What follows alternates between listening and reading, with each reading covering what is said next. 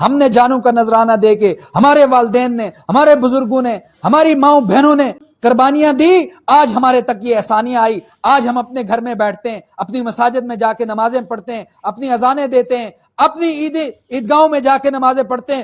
او نوجوانوں، تمہیں کیا ہو گیا ہے؟ تم اپنے بزرگوں کی قربانیوں کو کس طرح بھلا سکتے ہو؟ تم اپنے دشمنوں کو پہچان کے رکھو، اپنے خون کو ہمیشہ گرما کے رکھو۔ علامہ اقبال نے کہا تھا نا، محبت مجھے ان جوانوں سے ہے، ستاروں پہ ڈالتے ہیں جو کمن۔ ریاست مدینہ کے بعد واحد ایسی ریاست کلمے کے نام پہ جو اسلامی طور طریقوں کو اپنانے اور پوری دنیا میں اسلام کا پیغام لے جانے والی ریاست بنی، اس کا نام پاکستان ہے، جو 14 اگست 1947 کو مارز وجود میں آئی۔ اور آج کا جو دن ہے 14 اگست، یہ نہ صرف پاکستانیوں کے لیے بلکہ پوری امت کے لیے ایک خوشی کا دن ہے۔ تو اس خوشی کے دن پہ میں تمام مسلمانوں کو، پوری امت کو مبارکباد پیش کرتا ہوں۔ پوری امت کو پاکستان کی خوشیاں بہت بہت مبارک ہوں۔ جیسا کہ ہمیں معلوم ہے کہ پاکستان واحد ایسا مسلم ملک ہے جو 2 پاورز رکھتا ہے، ایک کلمے کی طاقت اور دوسری ایٹمی طاقت۔ اسی وجہ سے پاکستان عالم کفر کی نظروں میں کھٹکتا رہا اور اس کے خلاف سازشیں شروع ہو گئی، چاہے وہ بھارت ہو، اسرائیل ہو، چاہے وہ امریکہ ہو، چاہے وہ روس ہو۔ یہ جو کفار ہیں، یہ سب مل کے، یہ امت واحد بن چکے ہیں، یہ سب مل کے پاکستان کو اندرونی اور بیرونی سازشوں کا شکار کر رہے ہیں۔ اور یہ استعمال کس کو کر رہے ہیں؟ آپ کو میں ایک بات بتاؤں، ریڈ کیلف کی موجودگی میں تقسیم ہند کا اعلان ہوا، اور ان کی جو گراؤنڈ حقائق ہیں، جو سرحدی ان کے حقائق ہیں، ان کو تقسیم کیا جائے گا۔ تو اس میں کیا ہوا تھا؟ یہ تاریخ ہم نہیں پڑھتے، ہم جو ہے نا، جب 14 اگست آتا ہے تو باجے لے کے ادھر ادھر گھومتے ہیں، اپنے جو موٹر سائیکلز ہیں یا گاڑی ہیں ان کے سلنسر کھول لیتے ہیں، پٹاخے پھوڑتے ہیں۔ یہ نہیں ہے۔ آپ کو اگر 14 اگست قریب آ رہا ہے تو 10 دن پہلے بکس لے کے پڑھیں کہ یار کیا ہوا تھا، ہمارے بڑوں نے کیا کیا تھا۔ یہ جو ملٹی میڈیا ہے، سوشل میڈیا ہے، الیکٹرانک میڈیا ہے، یہ کیا کر رہا ہے؟ یہ آپ کو تاریخ سے دور کر رہا ہے، اپنی تاریخ سے دور کر رہا ہے کہ نوجوانوں کو پتہ ہی نہ ہو کہ کیا ہوا تھا۔ اور میرے دوستو، کیوں نہیں سمجھ رہے تم بات کو؟ یہ آزادی ایسے نہیں ملی، یہ آزادی ایسے نہیں ملی۔ اس کے پیچھے ہماری ماؤں بہنوں کے سواگ اجڑے، ان کی عزت پامال ہوئی، عورتوں نے اپنے خود پیٹوں میں خنجر مارے اور اپنے آپ کو شہید کر دیا۔ سمجھ رہے آپ بات کو؟ اور تاریخ کی سب سے بڑی ہجرت ہوئی جس کے نتیجے میں پاکستان بنا۔ تو بات ہو رہی تھی کہ ریڈ کیلف کی سربراہی میں جب تقسیم ہند کا اعلان ہوا تو کیا ہوا تھا پتہ آپ کو؟ ریڈ کیلف کی سربراہی میں جو اعلان ہوا تھا تقسیم ہند کا، اس میں قادیانیوں نے بہت بڑی سازش کی۔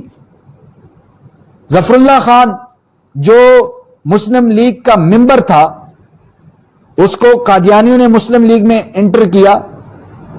اس نے ایک قرارداد رکھی کہ تقسیم ہند جو ہے یہ تحصیلی بنیاد پہ ہو، لیکن مسلم لیگ کا جو اپنا موقف تھا وہ تھا جو ہند کی تقسیم ہو وہ ضلعی بنیادوں پہ ہو۔ لیکن اس نے یہ سازش کی، اور اس سازش کا جو نقصان ہوا وہ کیا ہوا؟ وہ یہ نقصان ہوا کہ ایک طرف تو ہم سے ضلع گرداسپور پورا چلا گیا، اگر وہ ضلعی طور پہ اس کی تقسیم ہوتی تو وہاں پہ مسلمانوں کی اکثریت زیادہ تھی اور وہ پاکستان سے ایریا ملتا۔ اور گرداسپور کے جانے سے نقصان یہ ہوا کہ جو کشمیر ہے، کشمیر میں ایکسیس مل گئی انڈیا کو، چونکہ گرداسپور انڈیا میں شامل ہو گیا، ہندوستان میں شامل ہو گیا، تو راستے مل گئے۔ اب جو ہے کشمیر بھی چلا گیا اور کشمیر میں بربریت بھی ہو رہا ہے، ظلم بھی ہو رہا ہے۔ اور ظفر اللہ خان نے جو کام کیا وہ مرزا غلام احمد قادیانی کے بیٹے بشیر اللہ کی ہدایت پہ کیا۔ سمجھ رہے آپ بات کو؟ اور اب بھی موجودہ دور میں بھی جو قادیانی ہیں یہ اس تحریک کو چلا رہے ہیں اور پاکستان کو جو ہے وہ بدنام کر رہے ہیں۔ خواہش ہے قادیانیوں کی کہ دوبارہ پاکستان اور انڈیا یہ جو برصغیر میں تھے، یہ جس طرح تقسیم سے پہلے تھے اس طرح مل جاتے۔ تو یہ جو قادیانی ہیں، اپنے دشمنوں کو پہچاننا بہت ضروری ہوتا ہے کسی بھی نسل کے لیے. جب آپ کو پتہ ہی نہیں کہ آپ کا دشمن کون ہے تو آپ اس کی سازشوں کا مقابلہ نہیں کر سکتے. تو میرے نوجوان ساتھیوں سے آج یہ آزادی کے موقع پہ یہی ایک التماس ہے میری، اور ان کے سامنے میرا یہی پیغام ہے کہ بھائی اپنے دشمن کو پہچانیں کہ آپ کا دشمن کون ہے. ایک اور دوسری جو سازش ہو رہی ہے عالمی طور پہ، ایک تو قادیانی سازش کر رہے ہیں نا کہ کہہ رہے ہیں کہ ہمیں جو ہے وہ حقوق نہیں مل رہے پاکستان میں. جو دھوکے باز ہوں، جو فراڈی ہیں، ان کے کوئی حقوق نہیں ہوتے. انہوں نے فراڈ کیا ہے، فراڈ کیا انہوں نے. یہ حضرت محمد صلی اللہ علیہ وسلم کو آخری نبی نہیں مانتے. یہ غلام احمد قادیانی کو، اس ذلیل کو نبی مانتے ہیں. اور ان کا جو موجودہ خلیفہ ہے وہ جا کے امریکہ میں نہیں بلکہ پوری دنیا میں پاکستان کے خلاف پروپوگنڈا کرتے ہیں یہ. اور یہ ٹرمپ کے ساتھ انہوں نے گزشتہ 2 سال کی بات ہے، ٹرمپ کے ساتھ انہوں نے جا کے میٹنگز کی اور سلامتی کونسل میں جا کے یہ پاکستان کے خلاف سازشیں کر رہے ہیں. اور دوسری بات یہ کہ اس وقت نوجوانوں ایک بات کو سمجھو، ہمارے پاس 2 طاقتیں ہیں، ایک کلمے کی طاقت، ایک ایٹمی طاقت. ان کو آپس میں لڑانے کی کوشش کی جا رہی ہے. کلمے کی جو طاقت ہے وہ علماء کے پاس ہے، وہ اس میدان کو علماء نے سنبھالا ہوا ہے. اور جو ایٹمی طاقت ہے اس کو ہماری افواج نے سنبھالا ہوا ہے. تو اس وقت سازش یہ کی جا رہی ہے کہ ان 2 طاقتوں کو آپس میں لڑایا جائے، کیونکہ ہمارے ساتھ کوئی بھی مقابلہ نہیں کر سکتا. اللہ کی مہربانی سے ہمارے پاس 2 ایسی طاقتیں ہیں جو کسی کے پاس نہیں. کلمے کی طاقت کفار کے پاس نہیں ہے، اور اس کے بعد ایٹمی طاقت، سب سے اچھا ایٹم بم پاکستان کے پاس جو کسی کے پاس نہیں ہے، جو آج تک کوئی بنا نہیں سکا. اس کے محافظ افواج پاکستان، اور جو ہماری نظریاتی سرحدیں ہیں ان کے محافظ ہمارے علماء، اور ان کا بھی کوئی مقابلہ نہیں کر سکتا، نہ دلیل سے، نہ علم سے، نہ طاقت سے.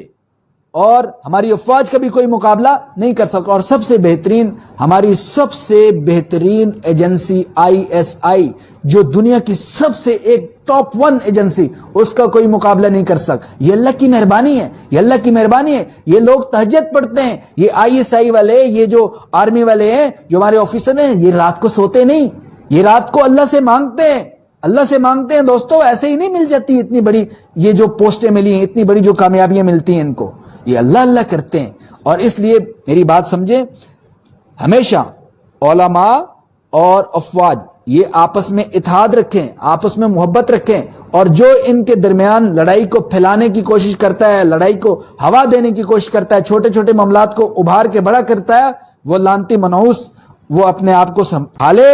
اور کسی قسم کی کوئی اس طرح کی بات نہیں ہونی چاہیے. چاہے وہ ہماری افواج ہے، وہ ہمارے سر کا تاج ہے، ہمارے علماء ہے، ہمارے سر کا تاج ہے. یہ آپس میں اتحاد رکھیں، یہ بہت بڑی طاقتیں. جب تک یہ آپس میں متحد رہیں، عالم کفر ان سے دم دبا کے بھاگتا رہا. اور جب ہم عالم کفر کو موقع دیتے ہیں، جب ہم علماء اور مشائخ اور جو افواج آپس میں جب انتشار کا شکار ہو جاتے ہیں، جب اختلاف کا شکار ہو جاتے ہیں، تو پھر ان کو موقع ملتا ہے ہمارے معاملات میں مداخلت کرنے کا.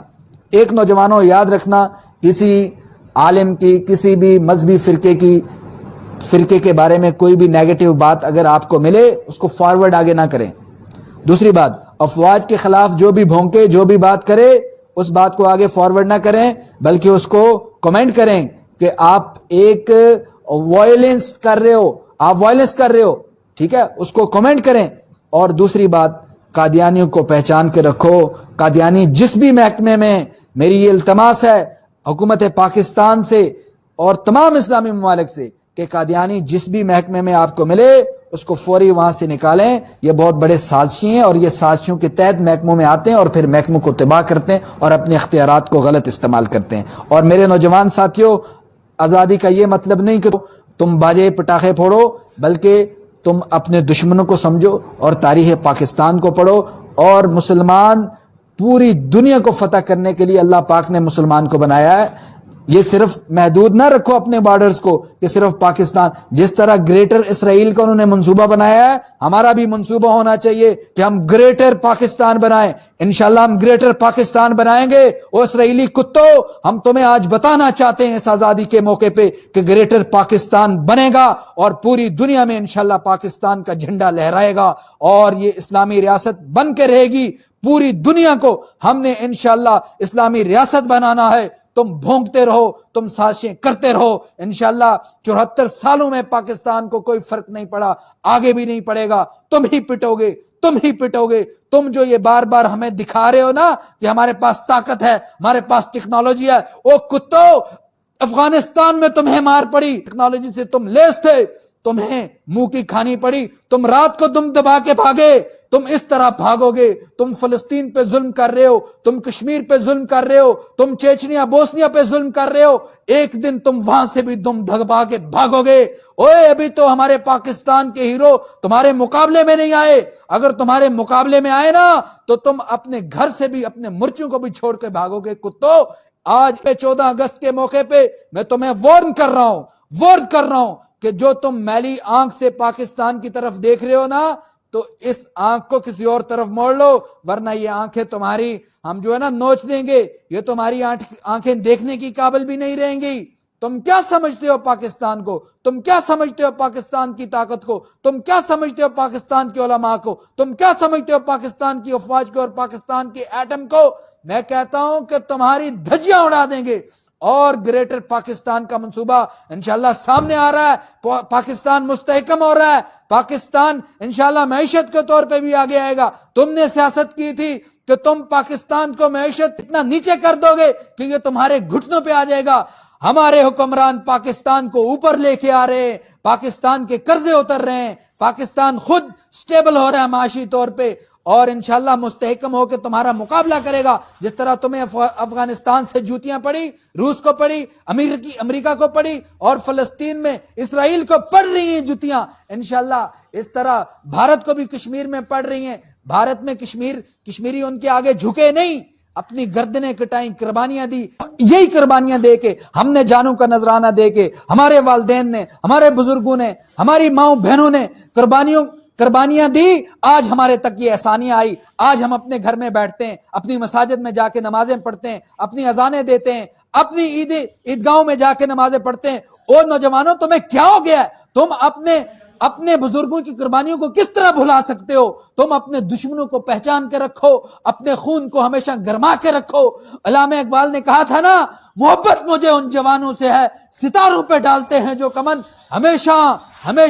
ہمیشہ اپنی تاریخ کو یاد رکھنا. اس کے ساتھ ہی میں اجازت چاہوں گا, اور اپنے نوجوان ساتھیوں کو میں ایک پیغام دے کے جاتا ہوں کہ اپنی تاریخ کو لازمی یاد رکھتے ہیں, اپنے بزرگوں کی قربانی کو یاد رکھیں.